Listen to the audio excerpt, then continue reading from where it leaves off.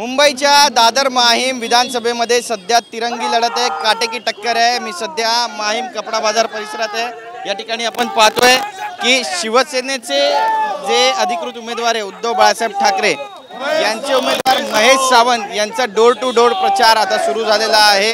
घोषणाबाजी सुरू आहे। याच ठिकाणाहून मनसे अध्यक्ष राज ठाकरे यांचे सुपुत्र अमित ठाकरे हे सुद्धा उभे ठाकलेले आहेत। तर शिवसेनेकडून इथले विद्यमान आमदार सदा सरवणकर हे सुद्धा मैदानात आहेत।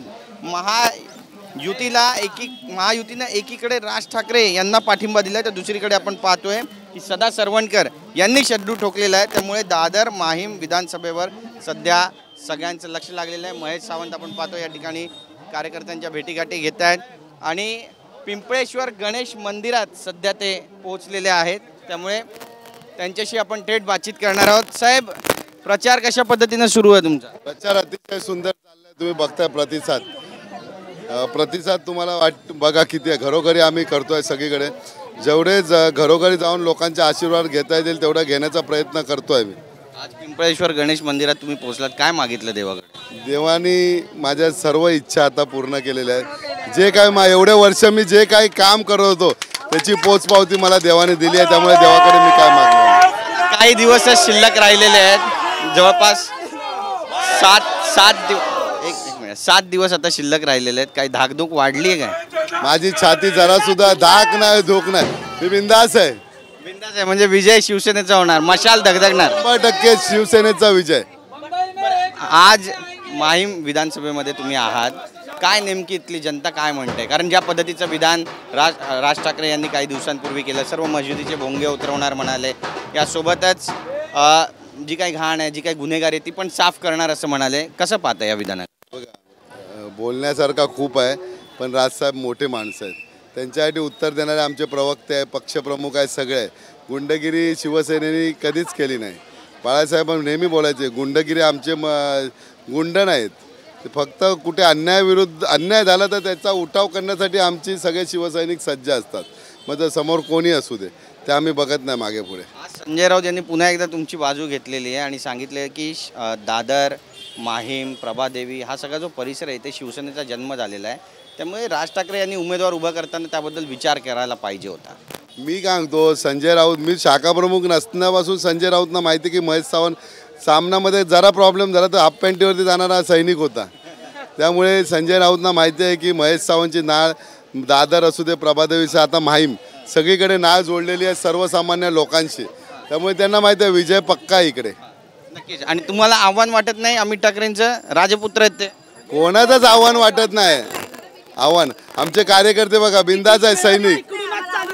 ज्या दिवशी तिकीट मिळेल त्यावेळेस समोरचे संपूर्ण जनता एक रागाने उठलेली आहे। कधी एकदा 20 तारीख येते आणि आम्ही आमचं काम करतोय।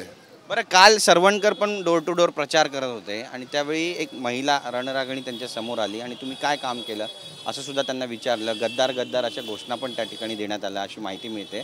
त्याकडे कसं पाहता? पूर्ण माहीमची जनता काय, मुंबई महाराष्ट्राची जनता यांना गद्दार बोलते। त्यामुळे माहीमच्या जनतेचा दोष। आणि काम काय यांनी काम केलं आहे, फक्त बिल्डर लॉबीचंच काम केलेलं आहे। आणि ह्या घरापासून एक इकडचा घेतला 5000 स्क्वेअर फीट तर तिथे घेतला 4000 स्क्वेअर फीट, तिथे घेतला 3000 स्क्वेअर फीट, सातबाराला काय स्टुडिओ केला। अशा अनेक उदाहरण आहेत। फक्त बिल्डर लॉबीची सेवा करायची आणि मेवा मिळवायचा, एवढंच त्यांचं काम आहे। या महिलेची आज तुम्ही भेट घेणार आहे अशी पण माहिती मिळते? घेणार ना हो, ती महिला आमची शिवसैनिकच होती, ती चुकून गद्दारी कडून मग बरोबर आहे ना, चुकून आम्ही दाखवलं असेल तेव्हा। आता त्यांनी स्वतः म्हटलं, मी ऐकलं नाही पण मला लोक म्हणाले की त्यांनी खरोखर स्वतःची चूक मान्य केली की आम्ही उद्धव साहेबांना सोडून आम्ही ह्या गद्दार मंदे गटामध्ये गेलो। आज मान्य केलं, कारण इथे फक्त कोण खोके घेऊन आला, कोण पैसा घेऊन आला तर त्याचीच बाजू घेतो। सर्वसामान्य लोकांचा विचार केला। आज त्यांचा धंदा बंद पडला, धंद्याला कारण काय देतात तर दारू पितात। हा काय मग दारू पितात ते आत्ताच त्यांना आठवलं का दारू पितात? ते किती महिने धंदे चालू होते। इथे काहीतरी त्यांचा एक कोणतरी प्रतिनिधी आहे, लोकप्रतिनिधी त्यांचा शाखा प्रमुख काय कोणतरी आहे, त्याला स्वतःला 3 काय 4 स्टॉल पाहिजे होते म्हणून त्यांनी नाहक त्या आमदाराला चढवून त्या बिचाऱ्यांचे स्टॉल बंद पाडले, त्यांची रोजीरोटी बंद। आणि हा नवीन धंदा नाही आमदाराचा, हा जुना धंदा आहे। मी आमदाराला बघा, मी आणि आमदार शेजारी राहतो, त्यामुळे त्यांना मला माहिती आहे आमदारांनी किती जणांचे पोट तोडले, किती जणांना कायमचा संपवला. फक्त एक महेश सावंत आहे, तो त्यांना पुरून उठलाय. शेजारी जे असतात शेजारी जे असतात ते राजदार असतात, त्यामुळे सरवणकरांचे सगळे राज आहेत तुमच्याकडे.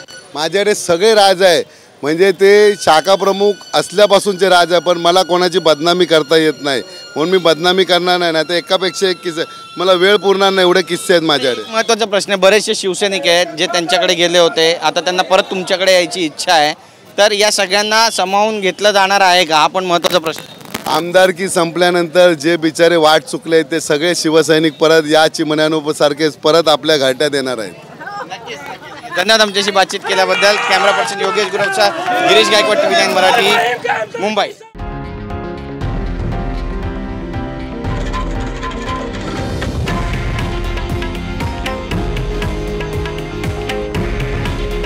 हे आहे देशातील नंबर 1 न्यूज नेटवर्क आणि आपण पाहत आहात TV9 मराठी. काळजी तुमची, हित महाराष्ट्राचं.